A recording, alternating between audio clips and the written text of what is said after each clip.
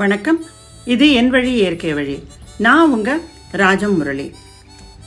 பொதுவாக இப்போ வறண்ட சருமம் ஒரு பிரச்சனையாக நிறைய பேர் ஃபீல் பண்ணுறாங்க. இந்த வறண்ட சருமம் அப்படிங்கிறது வறட்சித்தன்மை இருக்கிறவங்களுக்கு எல்லா சீசன்லேயும் வறண்டு தான் இருக்கும். அவங்களுக்குன்னு சில டிப்ஸை இப்போ நீங்கள் பார்க்கலாம். கோதுமை, சம்பா கோதுமை அது 2 டீஸ்பூன், கசகசா 2 டீஸ்பூன், தேங்காய் துருவல் 1 கப். கோதுமையும் கசகசாவும் முதல் நாள் நைட்டு ஹாட் வாட்டரில் ஊற போட்டு மறுநாள் மார்னிங் தேங்காய் துருவலையும் சேர்த்து அரைச்சி நல்ல பால் எடுத்துருங்க.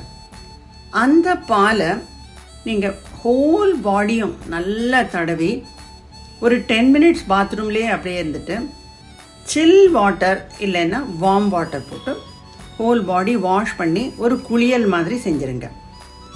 இது மாதிரி செய்யும்பொழுது இதில் இந்த பால் அப்படிங்கிறது எப்படி ஹெல்ப் பண்ணுன்னா, இதில் நிறைய கால்சியம் இருக்குது. அந்த கால்சியம்ங்கிறது உங்களுக்கு இருக்கிற அரிப்பை நீக்கும். அதில் இருக்கிற ஃபேட் கண்டென்ட்றது வறட்சித்தன்மையை எடுக்கும். ஸோ உங்களோட பிரச்சனை தீந்துடும். என்ன நேயர்களே, நீங்கள் வறண்ட சருமம் உடையவராக இருந்தால் எந்த சீசன்லேயும் உங்களுக்கு இந்த அரிப்பு இருக்கும். அதனால் எப்பொழுதும் வாரம் 2 தடவை இதை மாதிரி நீங்கள் செஞ்சுட்டே இருந்தீங்கன்னா உங்களுக்கு இந்த பிரச்சனை கண்டிப்பாக இருக்காது. மீண்டும் இதே மாதிரியான ஒரு நிகழ்ச்சியில் உங்களை சந்திக்கும் வரை உங்களிடமிருந்து விடைபெறுவது உங்கள் ராஜம் முரளி.